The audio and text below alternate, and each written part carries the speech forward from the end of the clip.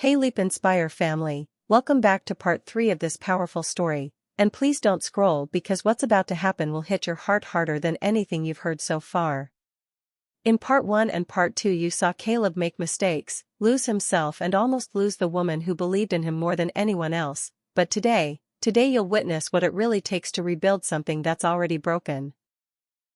So hold your breath, keep your eyes on the screen and listen carefully, because every second of this story carries a lesson that people usually learn only after life destroys them completely.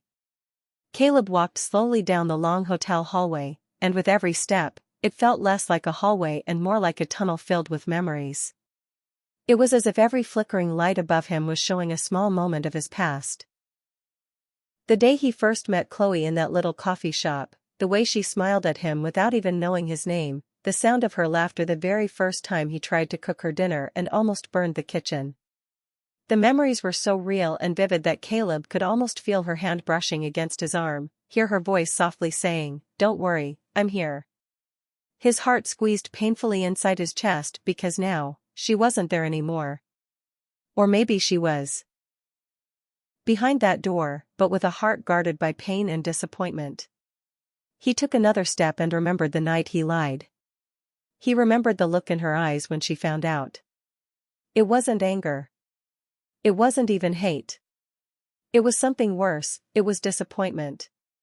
A deep, silent disappointment that said, "I thought you were different."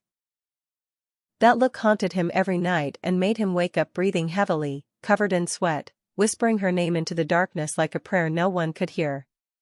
For a split second, Caleb actually stopped walking. His hand lifted to his face and he covered his mouth, trying to calm his breathing. It felt like the hallway walls were closing in on him, like the air was getting thinner and thinner. What if she tells me to leave, he thought. What if everything is already destroyed and nothing I say can fix it? His legs almost gave up. He could have turned around and walked away. But instead, he remembered something Khloe once told him during one of their happiest nights together. She said, "You only lose when you stop trying." Those words hit him like lightning and gave him the strength to keep walking forward. When he finally reached her door, he didn't knock immediately. He just stood there, staring at the number on the door, feeling its weight. His hand was trembling and for a long moment he couldn't move, because everything, absolutely everything, depended on what would happen next.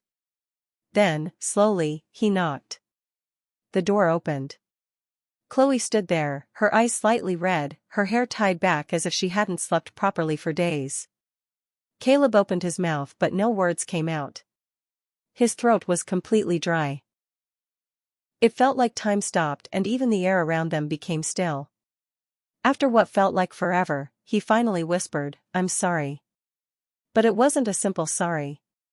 It was a broken, trembling sorry that carried all the pain, regret and guilt he had inside his heart. Khloe didn't interrupt. She didn't move. She just stared at him silently, and in that silence Caleb saw everything.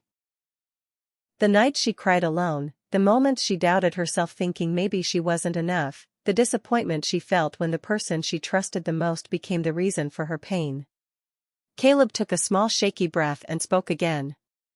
This time his voice was stronger. "I know I don't deserve another chance," he said softly.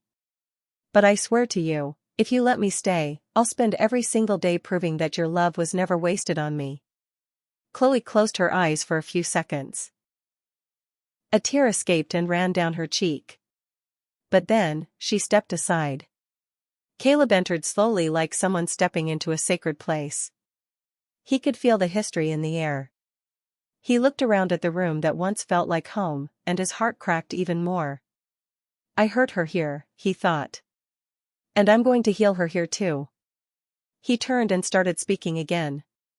He told her everything. His fears, his insecurities, the reason why he messed up, the way regret kept him awake every night and how every second without her felt like a lifetime in darkness. He didn't hide anything. Every word came out raw and honest, and the more he spoke, the more the heavy silence between them started to change. It was still heavy, but it felt softer now. Like there was a little space being made for forgiveness. When he finished, Khloe finally spoke. Her voice was soft but firm. "Caleb," she said, "love is not just about words. It's about who stays when things are ugly. This time, don't just stay, fight." Those words went straight into his heart.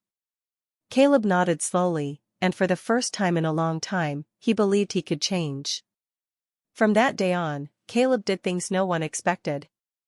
He started waking up before sunrise just to send her a message saying, "Good morning. I hope today feels lighter for you."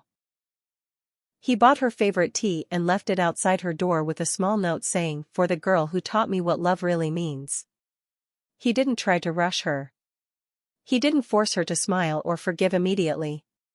He was just there, consistently, silently, respectfully, proving that he was ready to rebuild from zero. Some days Khloe answered his messages with a simple thank you. Other days she didn't reply at all. But Caleb never stopped.